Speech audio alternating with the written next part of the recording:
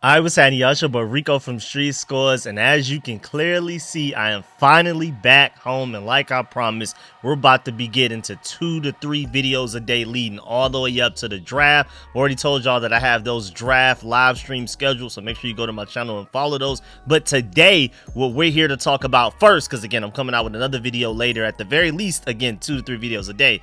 We're here to talk about what just went down these past few days in Washington, or more specifically, Ashburn.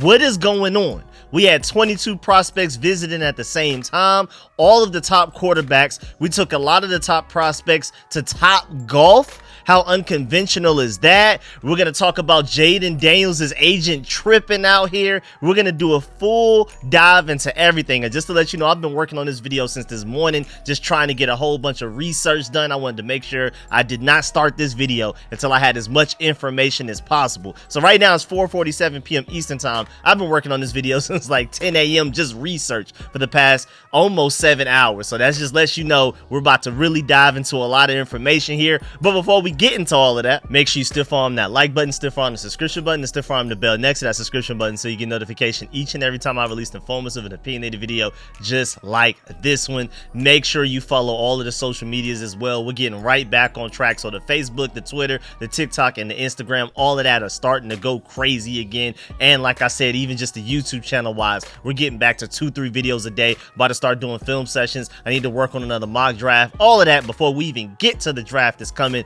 in 7 days. I really appreciate y'all staying patient with me while I was not at home. But now let's go ahead and dive into this video right now. Let's get it. Adam.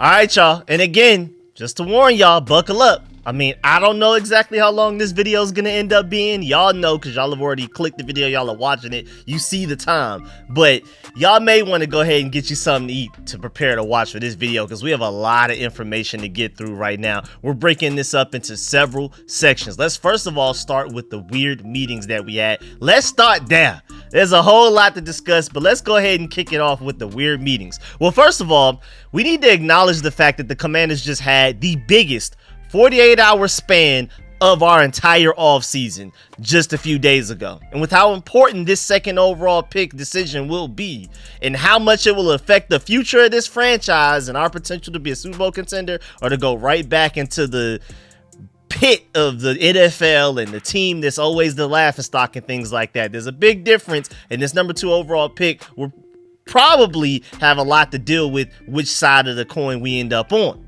But you could basically argue that 48-hour span between Tuesday and Wednesday may be the most important 48 hours that we have in a very long time. I mean, I just want people to really understand and truly process what's at stake, and especially what was at stake just a couple of days ago, man. Just a couple of days ago, ending yesterday, starting Tuesday all the way through Wednesday. And after we were originally and wrongly told that we would have Jayden Daniels on like Monday, then JJ McCarthy and Drake May on like Tuesday or Wednesday or something like that, mostly Wednesday. And then I think Michael Penix was reported to be first all the way back to like last week or Monday or something like that. It turns out that all of the top draft quarterbacks, well, at least 4 of them, and Jayden Daniels, Drake May, Michael Penix Jr., and JJ McCarthy were all coming in the same day to go through the same meetings at the same time. NFL Network reporter said that Michael Penix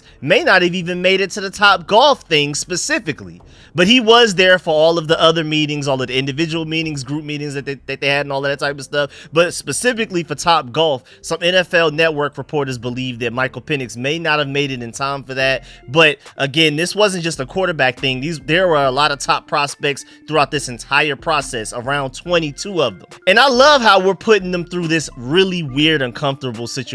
I'm not gonna lie, me as a Rico from RicoScores, I'm a pretty big fan of this. I would be surprised if they didn't even know that it would be a group visit until like they actually got there. Like, I'm pretty sure a lot of the players were probably in the dark and were caught completely off guard on this whole thing. Because then if they weren't, then they would have had time to prepare, and maybe that would have changed things. So I feel like the Commanders probably, more than likely, caught them off guard with this, didn't give them the heads up. First of all, they probably didn't want information leaking out there until they were ready and things like that. And I like it. Again, first of all, even though I feel like there is an extent of just watch the tape, dog. Like, don't overthink the pick. Don't do too much. Pick who you want to pick because how you feel about their game and maybe their leadership in other ways, but not necessarily how they played and interacted at Topgolf specifically. But again, I do like it overall because back to my original point, I want to see who's comfortable with being uncomfortable, who rises up above the rest in this very weird situation, and who looks the most like the leader amongst other leaders. All of these guys that we're bringing in, top 30 visit guys, top draft prospects, I'm pretty sure the majority of these guys, if not all of them, are leaders. You got to remember that, man, guys with a chance to make it to the NFL is very rare, bro. And these guys were not only the best in their high school, more than likely the best kids in their entire city, their entire state. Then they go to college and they're the best there as well. So they're leaders going from high school. They've been leaders going all the way to college. And now even if they're a 7th round pick in the NFL, they were still one of the best players at their time in their high schools and maybe even their colleges as well, depending on what was going on. So these are all leaders. But you got to separate to see who's the leader amongst those leaders. Who comes out as the apex predator, even in the weirdest situation like this with a Topgolf trip. And then secondly, another thing that I like is that we're being creative, unconventional, weird, and unpredictable with our methods thus far that we've had so far, especially this offseason alone, man. Why not continue with that identity that we have going this offseason? Why be normal now? Like, why now just finally start to do what most other NFL franchises usually do? Like, the Commanders have not done anything normal since we fired Ron Rivera, basically. The way that we have Bob Myers and Rick Spielman come in just to be advisors for who we hire, especially as a GM, people forget how weird and crazy that was alone off rip. Then Josh Harris had all of the top general manager candidates go down to his Miami mansion for interviews there, and then had them all go like back to back to back, some of them even within the same day, like have a morning breakfast brunch with one GM candidate, then have dinner with another GM candidate like the same day type of thing. And then we had like our first general manager interview for the very first candidate like one day, and then we ended up going through a second wave of interviews and deciding who we wanted as our general manager all within like a few days span. Like, it was very quick. A lot of people were questioning it even back then. Like, even though we ended up coming away with the best candidate possible in Adam Peters, people still question if we made the decision too quickly. So even though we came away with the best possible candidate, people still question the way that we went about it, basically. Then we locked in with Eugene Shin and Tim McGrath for positions that most other NFL teams don't even have in their front office or coaching staff or anything like that. Josh Harris is basically just out here making up jobs for people and probably paying them good money to do it. Anything that you can do to help the Commanders' chances of winning, Josh Harris will hire you. And then we saw the hire just a few days ago last week that Josh Harris is still doing this. We're bringing in the guy, Dave Gardy, who used to work for the NFL league office, not an NFL team, under Roger Goodell. Brought him in for a title that I don't believe any other of the 31 other NFL teams have as a title right now. We've been unconventional the whole way. And then, unlike how quickly we moved with everything this offseason, we were the last to hire a head coach. We were the only team at the Senior Bowl without a head coach for at least a day or two. And then we still somehow put together this elite coaching staff on paper. I want to keep emphasizing on paper, but this coaching staff looks amazing. And then we went out there and were the most active NFL team in free agency day one of the legal tampering period. Not even day one of free agency. Day one of the legal tampering period, we came right out the gate just going crazy, signing guys left and right. We were the most active and aggressive team out of the entire NFL. Not only the very first day of free agency, not only the second, not only the third, but even up to this point as of today, we have still signed the most free agents out of any team in the NFL. If you filter it to like the first day, we signed the most. If you filter it through like the first 5 days, we signed the most. And even up till today, we signed the most free agents. That's unconventional. My point is, the Commanders have been weird and unconventional all offseason, unpredictable as well. Why stop now? Why just suddenly take top 30 visits in a way that every other team is doing right now? We're going to get to that point specifically later. But shouts out to Nikki Javala for bringing this up. For clarification, some aspects of these visits will be done with the players together and interacting with each other, and other things will be done individually. So it's both. We're going to dive deeper into that a little bit later. And also shouts out to @OhThat'sTrail, because I feel like this is a great point. Reporter 1, Jayden Daniels at 2. Reporter 2, Commanders looking to trade down to draft Michael Penix. Reporter 3, Drake Maye at number 2. Reporter 4, JJ McCarthy at number 2. Basically, Commanders are hosting all 4 quarterbacks at once today for top 30 visits. Adam Peters is keeping people guessing. I've already done a full report, a full video on just how confident everybody is in completely different opinions. Some people are saying that it's for sure Jayden Daniels. Some people are for sure saying it's Drake Maye. Some people feel strongly about Michael Penix. Some people feel strongly about JJ McCarthy, like @That's Terrell just said in the tweet that I just gave y'all. And it's just wild how confident all of these people are in completely different opinions. That it's not even like a strong think. It's I know with some of these varying opinions going on right now. And basically the point is that Adam Schefter is keeping everybody guessing, because who knew a week ago that we were about to take all 4 top quarterback prospects to a top golf trip? Like, who saw that coming? Like, I love how unpredictable we are right now. Absolutely. And then on top of all of that, it's not like we're having some sort of like quarterback showdown or something specifically.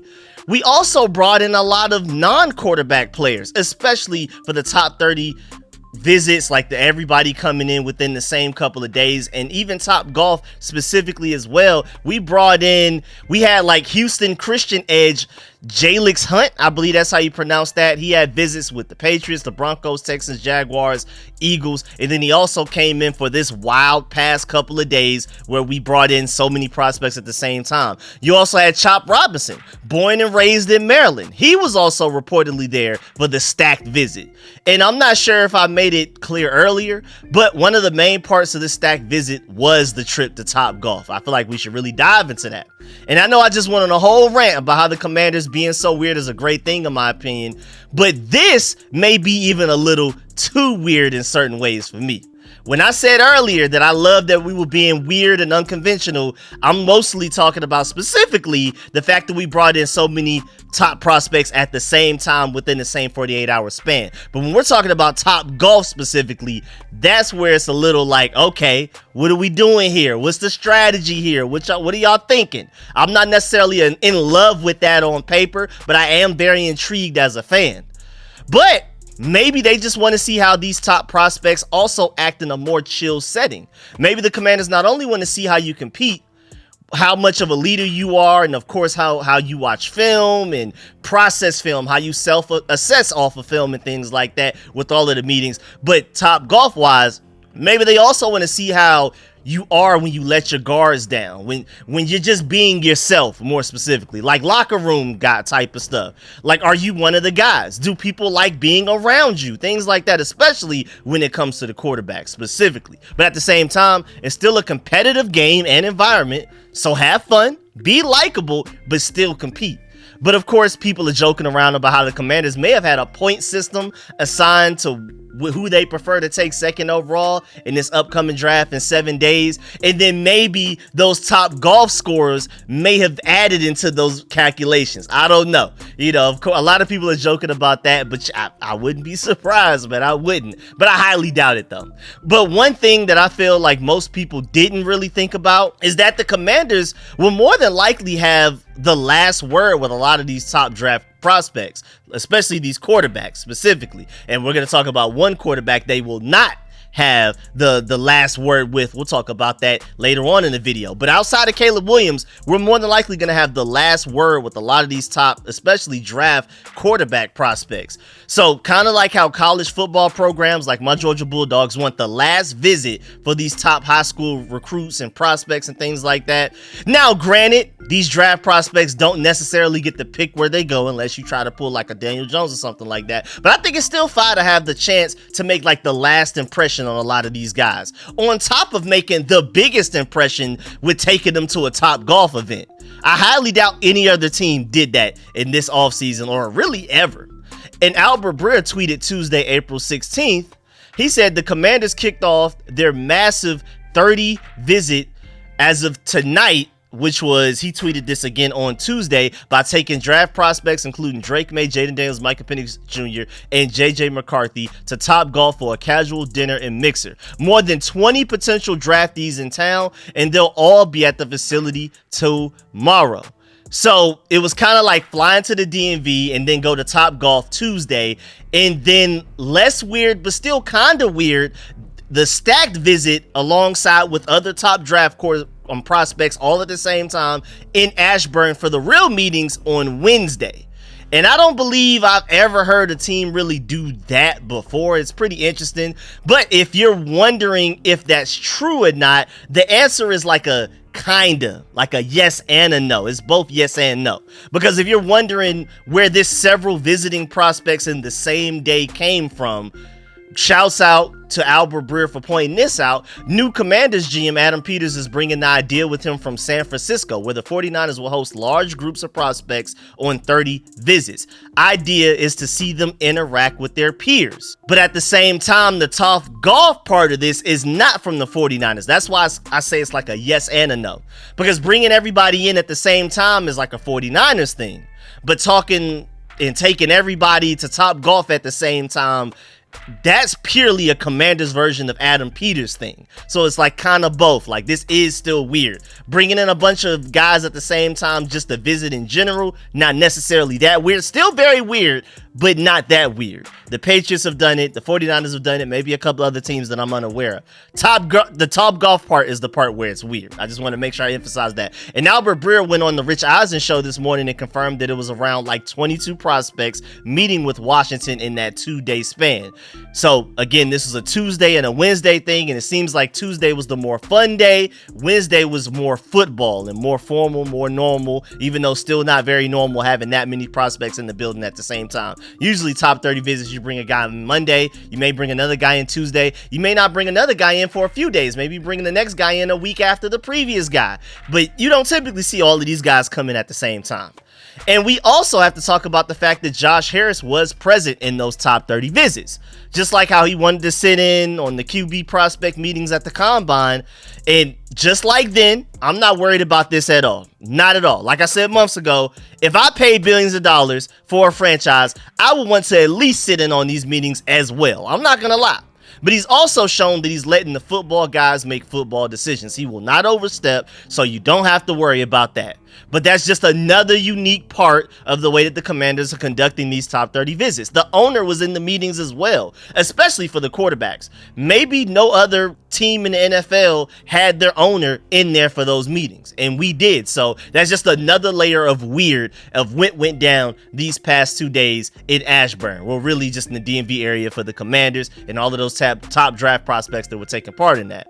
And now let's move on to, how does the national media feel about this unconventional top 30 visit style? Because there were headlines everywhere, like ESPN, NFL Network, everybody. This wasn't just kind of brushed to the side like typically Commanders news are. Like, media members and fans from all of other 31 NFL teams even found this to be pretty interesting. Like, first of all, big shouts out to the Trap or Dive podcast again, because they are going stupid right now. They had Adam Schefter on their show last week. Now they have Louis Riddick this week, and it looks like they're going to have RG3 very soon as well. So, man, hey, go crazy then, man. Go stupid. Make sure y'all go follow them on YouTube, Twitter, everywhere. Subscribe, all of that. But my main point is, Louis Riddick was on their show very recently, and he said, quote, "At this point where you are 7 days away from making this pick, you have to be locked in onto which guy it is that you're looking at. Time is of the essence. NFL front offices don't have time to mess around and play this dating game. This makes me feel as though in the building there are varying opinions about who they feel the guy needs to be second overall." And that's a great point.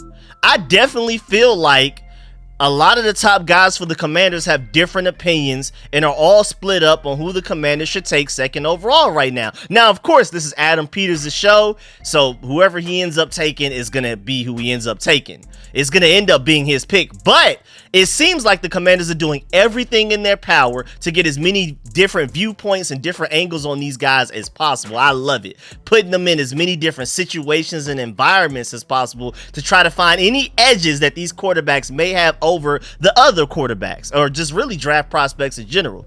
And I feel like my boy Mark Bullock said something fairly similar on Twitter too, when he tweeted, "It's unusual, probably by design. Presumably the whole idea is to break up the script, get these guys in a little uncomfortable and thinking on their feet just a little bit. Test how they will be in a new environment, who stands out and who doesn't. Good data points to know before drafting." I completely agree there. And Albert Breer also brought up a great point about how the Commanders are simply just really doing the ultimate due diligence with their approach with everything right now. He said, "I don't think there's a chance that they'll trade the pick, but if you at least show interest in all of the quarterbacks, it gets you the most full picture of the landscape." That's a pretty decent point as well. Also, Daniel Jeremiah said that with talking to teams around the NFL, he thinks that bringing in all of the top prospects in at the same time is probably more of a way to cater to the owner and appease him, since he's not there for all of the day-to-day things that go down in Ashburn. And that makes a lot of sense when you really think about it, especially with Josh Harris also sitting in on those meetings like I mentioned earlier at the draft process. So since him being an owner, he has to worry about so many things outside of just the football things, which Adam Peters and all of those guys fully handle.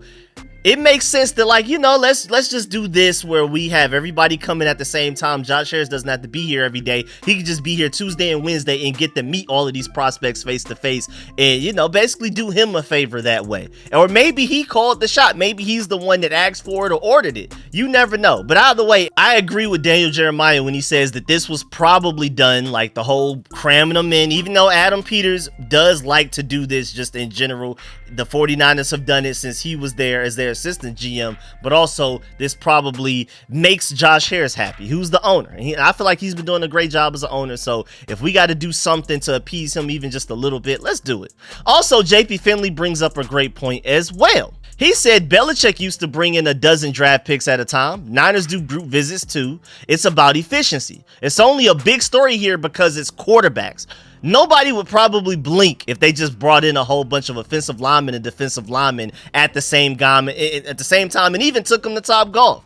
And I think that's a good point. I think that's a solid point. I agree. This situation is bringing in a lot of top prospects at the same time. I feel like it is being blown a little out of proportion, but I think it's being blown out of proportion because it's a quarterback situation. We're the number 2 overall pick. We're clearly going quarterback second overall. But at the end of the day, man, I think it's just unique and fun. And it's not as serious as some people are out making it, especially guys like Mike Florio. We'll talk about that a little bit later in the video. Mike Florio is out here tweaking. And before we move on, I think we really need to pay attention to the reporting around this whole situation too. Let's make sure we really focus on that. Nobody knew anything until anything actually happened. Nobody outside of the Commanders organization knew anything about anything ahead of time at all. But there's only but so much you can do with the information getting out once people actually see these top draft quarterbacks, again, outside of Caleb Williams, coming through the airport in a short span of time. You can clearly start to put 2 and 2 together. Yeah, everybody's coming in at the same time for their top 30 visits, and it's all going to go down in the same place, same time, same people, things like that. There's only but so much you can do once people are flying into the same airport the same day. But outside of that, nothing leaked. Absolutely nothing. We were getting false reports left and right. Shouts out to @BurgundyBlog for tweeting this. The tentative piecemeal reporting on these late top 30 visits is only more evidence that no one outside the organization has a clear window into Peters' mind, which also should let you know that you shouldn't believe whatever you're hearing about who Adam Peters prefers at quarterback right now. And Ben Standig pointed this out Tuesday morning. He said, good example of how the Commanders are keeping things under wraps. Look at the various updates this morning on the quarterback visits. All kind of saying the same thing, but not exactly lined up either, or at least not initially. I was told last week Daniels would arrive Monday, instead pushed back to today. There were reports that Maye would arrive the next day. Now the accurate report is that they're all going to be hanging with the team together. Plus JJ McCarthy and Penix and Josh Harris there to support Adam Peters and Dan Quinn. The group activity plans were broken into two parts. Last week, a bunch of players were together. Another outing happening again this week. Didn't initially sound like the quarterbacks are part of the group. Now it appears they are. And basically his point is that we've been getting false reporting, all kinds of wrong guessing, all the way up leading to when this stuff actually happened. And now, of course, the reporting is accurate because it's happened. Everybody sees and knows now. But leading up to that, we were getting no leaks on any of this. We were getting bits and bits of information, and nobody was ever able to put the clues together to be able to guess that this was even going to happen. And even though John Keim thought that Michael Penix had already come in for a visit like last week or something, and he's about as close as a reporter you can get to the Commanders. Like, even John Keim was unaware of exactly when all of this was going down. Again, he thought Michael Penix was coming in last week. This further proves that if you do not need to know, you will not know what the Commanders are doing until they want us to know. Point blank, period.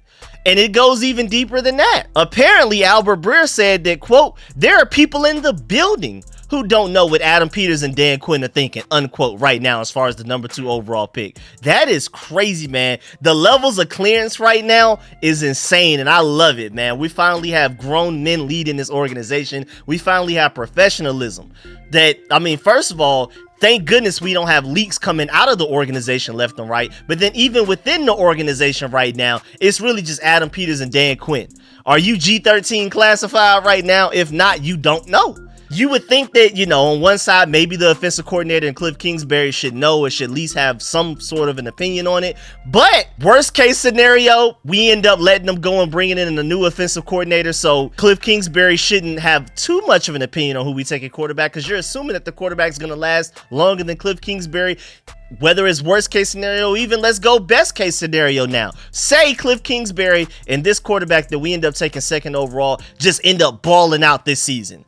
I doubt it's going to take even an entire 2 years for Cliff Kingsbury to be offered a head coaching job elsewhere. So now he's gone because of that. I just feel like Cliff Kingsbury, unless it's just the super middle of the road average, is going to be here longer than 3 years. And we're hoping that the quarterback is here 10, 15 plus years. So the quarterback should outlast the offensive coordinator. That's just typically how things go. That's how it should go. And so, yeah, it would be nice if Cliff Kingsbury could have some sort of input on who we take a quarterback, because he is currently our offensive coordinator. But how long is that currently going to last? So, hey, man, moving on from there, let's also talk about this Jayden Daniels paradox right now. Because on one side, you have most people with a microphone predicting that the Commanders will draft Jayden Daniels second overall. Even a lot of people who like Drake May more, and some people like Drake May way more than Jayden Daniels, are still predicting Jayden Daniels to Washington.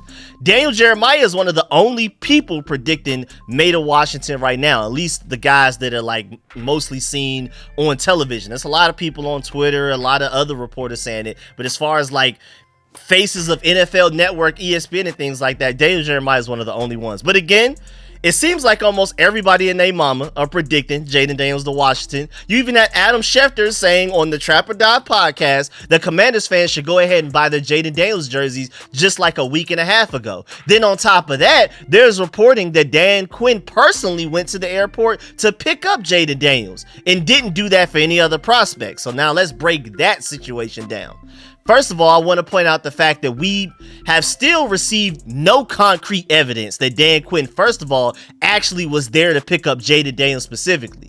In the pictures that we have, you never see Jayden Daniels and Dan Quinn in the same place at the same time in the same picture.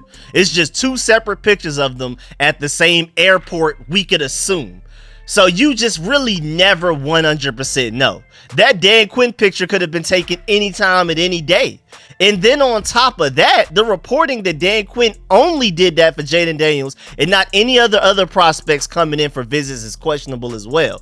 I think our source is a guy like that actually works at the airport or something like that, that just saw these guys coming in, took pictures and videos of them. Not somebody that has like an actual reputation to uphold by being right and factual with his reporting. This guy could just say whatever he wants to say, and you know, he gets away with it because he's not a real reporter. His career isn't defined by how accurate he is with the reporting of this right now. This could all be a rumor that he just wanted to start. You just never know. I'm not saying that he did, but you just never know. This is not John Com or Nikki Javala reporting this. And even if Dan Quinn was there to personally pick up Jayden Daniels, let's just say if, what is the proof that he didn't do that for any of the other top draft prospects? Like, did the guys taking pictures of Dan Quinn this whole evening, this whole day, this whole week, were they there at the airport every time to just make sure that Dan Quinn was never there?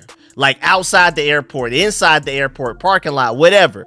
Like, how do we know for sure? Did we have secret agents on the case? Did we have spies in the building? What's going on? And then let's just say, even if somehow all of that is true, that he went to go pick up Jayden Daniels only and didn't go to pick up any other top draft quarterback that came in for one of those top 30 visits, you know, that big group of top 30 visits, which again, I'm not 100% sure that it is at all.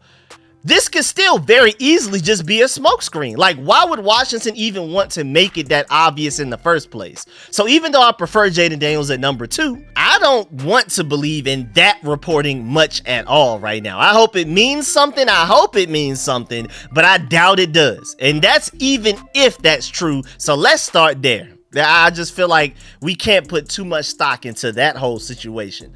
And then now let's talk about Jayden Daniels and his agent right now, because I know that's probably why a lot of y'all came to click on this video. So first of all, LSU quarterback Jayden Daniels' agent recently liked a tweet where somebody was replying to JP Finley and Albert Breer. It's at A82DG on Twitter. Just a random Commanders fan. He said, how many companies do this? Puts them around their peers, bring players from the team along and see how they interact. Who the F word cares how they interact with players they will never play with? This doesn't make sense to me. And again, just to reiterate, Jayden Daniels' agent at Agent Butler 1, aka Ron Butler, like that tweet. So that got everybody talking. That's what started the chaos. And Jayden Daniels' agent doesn't seem to basically be a fan of how we went about our top 30 visits, having everybody coming at the same time, and especially take them to Top Golf and things like that. And then after all of that, his agent kept going and just sent out a messy tweet just as of yesterday, Wednesday, April 17th. When Mike Florio on his show with Chris Sims, he was basically bashing how the Commanders went about this process, bringing in the top 4 quarterback prospects all at once rather than individually and things like that. He said, quote, why would you dilute your ability to get maximum time and just the opportunity to evaluate? You're trying to evaluate 4 guys at once, unquote. And then Jayden Daniels' agent put a little thinking emoji on top of that. So you would think that it sounds like he's assuming, like he's like, you bring up a great point. That does sound crazy. And so now people are questioning whether or not Jayden Daniels likes to compete because of his agent. Now you got people questioning that. Thanks, agent. Thanks, Mr. Butler. It's being, with all of the cryptic tweeting, and it's just crazy about the weird way that the Commanders went about the top 30 visits. Even though there is a chance that Jayden Daniels is speaking out to the world through his agent, that's entirely possible. I think we need to separate the feelings and thoughts of his agent from the feelings and thoughts of the player that he's representing. Let me just start there. And I honestly think that the agent's antics only affects people who just already don't like Jayden Daniels. In my personal opinion, I feel like this should not be a topic that people care too much about. I don't think that people who prefer Jayden, like me, care much about this at all. I honestly feel like the Commanders probably don't care either. I think the national media, of course, will blow it up. It's something fun to talk about leading up to the draft, but it's not like the agent has any serious effect on Jayden Daniels' football career on the field, especially on the field wise. And even if the Commanders do care about this even a little, I highly doubt that they care about it enough for it to affect their pick choice at all. Like, maybe if they were 50-50 on Jayden Daniels and Drake Maye, and then this agent mess maybe this takes it to like 51 and 49 Maye's way. Like maybe just that slight edge. Like, yep, that's the tiebreaker right there. But I'm pretty sure that they probably already prefer one right now, especially after Tuesday and Wednesday is already wrapped up.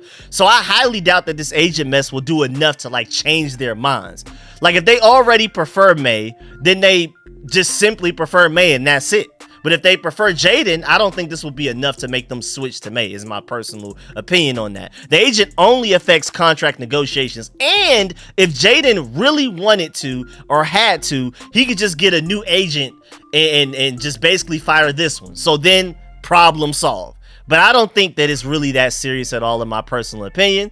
But even the neutral draft analysts at the NFL Draft Network, they had this situation on their radar and even wrote an entire article in the situation. And to go from their article, they said Daniels is currently the betting favorite despite the situation taking an odd turn on Wednesday. The two sides were involved in a minor kerfuffle via social media when Daniels' agent liked a tweet that was critical of Washington's front office and also quote tweeted a video that was critical as well. It's an interaction that would have been best avoided, but ultimately means nothing at the end of the day. The situation arose when the Commanders simultaneously welcomed 4 quarterbacks to their facility on Wednesday for pre-draft 30 visits. J.J. McCarthy, Drake Maye, Michael Penix Jr. all joined Jayden Daniels on his visit to Washington. It was admittingly a peculiar decision by Washington's front office. Pre-draft visits are intended to be thorough opportunities to conduct medicals, show a player around the facility, discuss culture and scheme fits, and so on. So it's essentially a really long, important job interview. Can you imagine conducting a job interview with a large group of people competing for the same role? And that is something that does happen in the real world. That essentially is what the Washington Commanders did on Wednesday by staying from the norm. Continuing with the article, perhaps the Commanders wanted to see how all 4 quarterbacks would conduct themselves in a competitive group-like setting. I personally don't see the value in that. Interactions with eventual teammates will greatly differ from what Washington observed on Monday, but what's done is done. Daniels' agent clearly didn't agree with Washington's decision. The Commanders aren't going to allow an agent's personal thoughts to prevent them from drafting Daniels if they identify him as their potential franchise quarterback. And lastly, they said it's unclear whether Harris, Peters, Quinn, or the collective made the decision to welcome 4 quarterbacks for pre-draft visits at once. Owners typically have a large say in such matters. NBC's Pro Football Talk speculated that perhaps Harris spearheaded the idea due to his personal scheduling and availability, like we talked about earlier, like Daniel Jeremiah brought up. The Commanders should have welcomed Daniels to their facility via a solo experience. It's imperative they turn over every leaf in their research before deciding if he's their franchise quarterback. Their efforts suffered a setback when they distracted themselves with others. Daniels' agent probably should have stayed off social media, but it won't prevent Washington from drafting Daniels if that's what they want to do. And that's my whole point right there. Of course, like I said, I feel like the top golf thing was a little weird. I love bringing everybody in at the same time, though. I completely disagree with that point right there. I love bringing everybody in. Top golf part, little weird, but I also completely agree that, hey man, his agent needs to chill out. And again, I don't think what his agent is doing on social media is going to have enough of an effect on what the Washington Commanders ultimately end up doing with that 2nd overall pick. But at the end of the day, again, Jayden Daniels' agent should not be on social media being all passive aggressive and all of that type of stuff. It's a terrible representation of not only himself, but the client, most importantly. It's also just unprofessional. Like, it's also a problem in the way that now we have to question whether he's doing all of this while being like maybe a public proxy for Jayden Daniels and saying what on behalf of Jayden Daniels, what Jayden Daniels actually really feels and thinks. Now that's like an actual real question we have to consider. Because at first we heard rumors that Jayden Daniels may prefer the New England Patriots or the Oakland Raiders. We heard that like weeks ago. And now you have his agent liking and responding to these tweets. That doesn't help him at all, like in any way, as far as Jayden Daniels potentially going to the Commanders.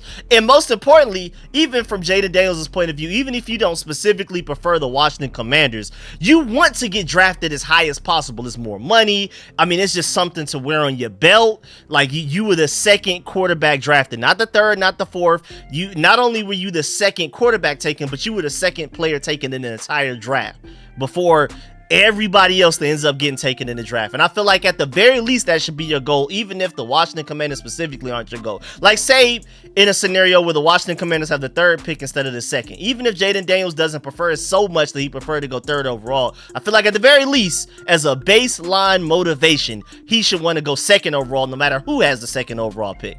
And then this agent went and liked another post. He wasn't done. He was not done.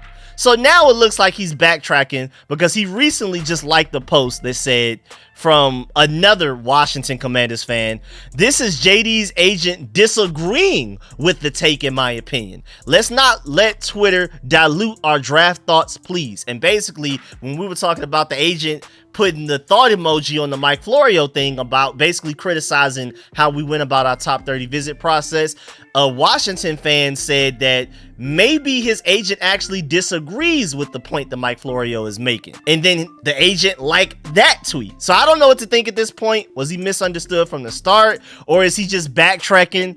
Again, really don't know, and honestly I really don't care, to be completely honest with you. I know I've spent a lot of time covering this, but I already knew a lot of people would want me to. But no matter what, I completely agree with Ross Tucker and what he tweeted. He said, quote, "Jayden Daniels' agent publicly questioning the Commanders process is mind-boggling on multiple levels." And Mark Bullock brings up a great point as to why Jayden Daniels' agent probably hates what the Commanders did, if he actually does. Mark Bullock said on Twitter, "Can imagine agents wouldn't like it because they prepare their guys for individual meetings. This breaks that preparation a bit and forces guys to get off of their taught script. But again, that's the point. And if a player and agent reacts poorly, better to know now than later." I completely agree 100% with what Mark Bullock said right there. And my boy Resh Manuel also brings up a great point about how even though agents may hate what the Commanders did, maybe the players actually enjoyed it. You never know. Maybe Jayden Daniels liked it and his agent just didn't simply like it. Resh Manuel said the players may actually enjoy it. I mean, if we're tired of the process already, imagine how they feel. It's the same stuff, same sit-down interviews, same questions over and over again.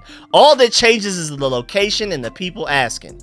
A change can be refreshing, and I completely agree with that as well. If I were in Jayden Daniels' shoes, I would have loved the Top Golf event. Then again, I'm very competitive. I don't know Jayden Daniels personally. I don't know how he is as a person or whatever, but I would have loved the Top Golf event if I'm a top quarterback. Yeah, I mean, let's just something different. Again, with us being the final visit for most of these guys, almost all of them, I just feel like after, again, like Resh Manuel says, we're doing the same things over and over again, being asked the same question. Only thing changing are the people and the location.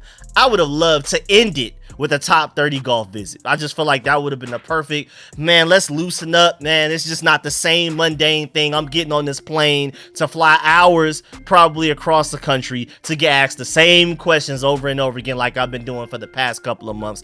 At least this is something different. I completely agree there. And me personally, I feel like even if all of these quarterbacks didn't like it, all that matters is that the right quarterback liked it. And I feel like the right quarterback more than likely did. Whoever liked it the most probably performed the best and probably was the most natural, felt like the biggest leader, the most likable guy. And that's probably going to end up being the guy that we take in the draft. So it doesn't really matter if all of the quarterbacks liked it. All that matters is that the quarterback that we end up taking 2nd overall liked it. That's really at the end of the day. And shouts out to Grant Paulson for asking around, because he said on Twitter, after asking around, "I asked front office and agent types about the Commanders bringing the 4 quarterbacks in together. They thought it may help when comparing interviews. Also, it's not like the team didn't spend ample individual time with each guy." Let's emphasize that. Obviously, via Twitter, the process wasn't for everybody. But again, most importantly, I want to keep emphasizing that the Commanders also spent a lot of time with these quarterbacks individually outside of bringing them all in at the same time, going to Top Golf and things like that. This was not only or even just mostly about the Top Golf thing. It's just, of course, people are going to talk about it like it was. Like, this wasn't just only a group interview type of thing. There was also a lot of typical and normal interviewing in this process where everybody gets a lot of individual time with the coaches and the front office guys like Adam Peters and things like that.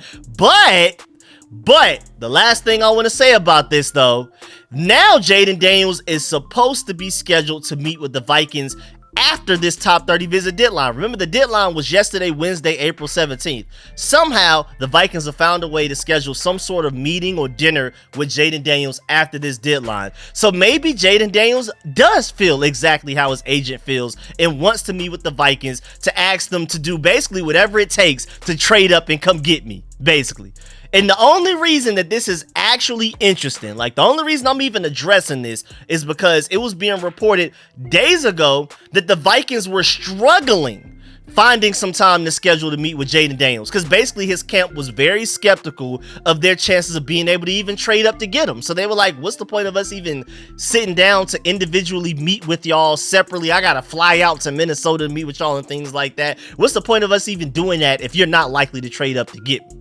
And so now, all of a sudden, for them to somehow magically work out this meeting time after the top 30 visit deadline, so they can't do a top 30 visit, they can just simply have dinner. All of a sudden, maybe that seems like Daniels feels like it is now finally worth it to meet with the Vikings. Suddenly, after potentially having an uncomfortable top golf experience with the Commanders. You just never know. That's the only reason I'm even giving this even a little bit of life right here, because I think it is interesting that Daniels basically didn't even want to meet with the Vikings just a few days ago. He was like, what's the point? And then now suddenly he feels like there's a point. That is a little concerning. We'll see though. And then moving on, even after all of that, Jayden Daniels still leads the betting odds to be the second overall pick. All of the positives, all of the negatives, all of the stock ups, stock downs, whatever, Jayden Daniels is still the betting odds favorite. According to FD Sportsbook, Jayden Daniels is a negative 320 to be the second overall pick. Drake Maye is second, plus 250. JJ McCarthy is plus 2,000. And then Michael Penix Jr. is plus 15,000 right now. And this isn't necessarily like second overall pick specifically. This is just which quarterback the Commanders will end up taking in this draft. And then the odds continue to climb as well, because you had Jayden Daniels negative 350 earlier today, according to another betting site. And then Drake Maye was a plus 270, which is better odds in Jayden Daniels' favor than even the betting odds that I just gave you just a couple of seconds ago. And then Jayden Daniels has been getting a bigger lead basically day by day for the past few weeks now. It just keeps growing and growing. Every week that you look up, it looks like Jayden Daniels is becoming more and more likely to be the pick. And I want to shout out the Trap or Die podcast once again, because I do believe that bomb that Adam Schefter dropped on their show saying that Washington Commanders should go ahead and buy the Jayden Daniels jersey probably has a big effect on these odds. That's probably the main catalyst for these odds growing the way that they have the past, especially like week. But then, as of just 2 hours ago, Jayden Daniels' odds are dropping according to DraftKings. He is now negative 180 versus the negative 330 that he just was yesterday for DraftKings. And Drake Maye was as high as plus 270 as of yesterday. Now he's plus only 130. So, hey man, DraftKings sees it as a little bit closer than these other sporting places, betting odds, books, and things like that. So, hey man, just make sure you pay attention. So, at the end of the day, who knows what to believe? I just want to give y'all all of the information that I have, and I'll mention that a little bit later too as well before we get up out of here. Also, before we get up out of here, I have a few more interesting points that I want to give y'all. So, first of all, I want y'all to think about how well we will be set up for success if we find a way to hit on quarterback and starting left tackle in this upcoming draft within a week, man. Even if we don't trade back up into the first round to get a starting left tackle, even though I do recommend it, that's what I prefer for us to do.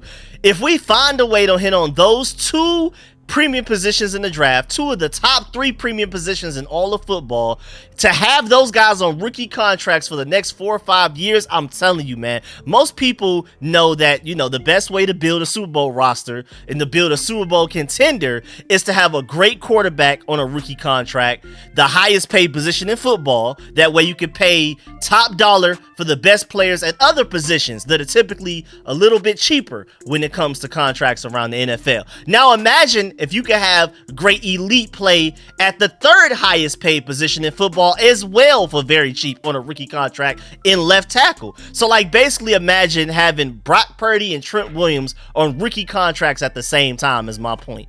That's something that we could potentially do, and I think Jayden Daniels has a higher ceiling than a Brock Purdy.